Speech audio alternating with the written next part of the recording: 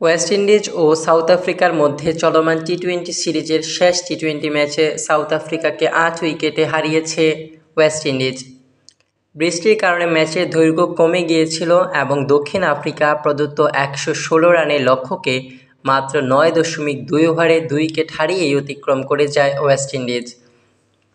South Africa প্রথমে batting করে বৃষ্টিবিঘ্নিত ম্যাচের নির্ধারিত ১৩ ওভারে ৪ উইকেট হারিয়ে ১০৮ রান করে। রায়ান রিকেলটন ২৪ বল থেকে ২৭ রান করেন এবং ক্রিস্টাল স্টাবস ১৫ বলে ৪০ রান করেন।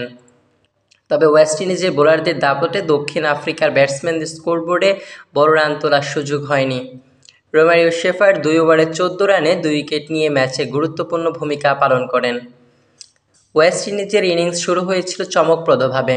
তারা দ্রুত রান তুলতে শুরু করে। প্রথম উইকেট হারিয়ে ২ রানের মাথায় শাই হোপ এবং নিকোলাস পুরানের ব্যাটে দলের স্কোর ৫০ রানে পৌঁছায়। হোপ ২৪ বল থেকে ৪২ রান করে অপরাজিত থাকেন এবং পুরান ১৩ বলে ৩৫ রান করে আউট হন। শিমরন হেটমায়ার ১৭ বল থেকে ৩১ রান করে অপরাজিত থাকেন। সাউথ আফ্রিকার বোলারদের মধ্যে বর্ন ফোর্চুইন একমাত্র সফল বোলার হিসেবে একটি উইকেট পান, কিন্তু তিনি ৮ রানে ১ উইকেট নিয়ে ইকোনমিক রেটও ভালো করেছেন। তবে লিজেন্ড উইলিয়ামস ও কোয়েনা মাপাকা যথেষ্ট ভালো পারফরমেন্স দেখাতে পারেননি।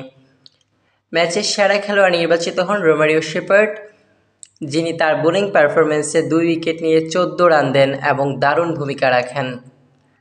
সিরিজের সেরা খেলোয়াড় হিসেবে নির্বাচিত হন শাই হোপ।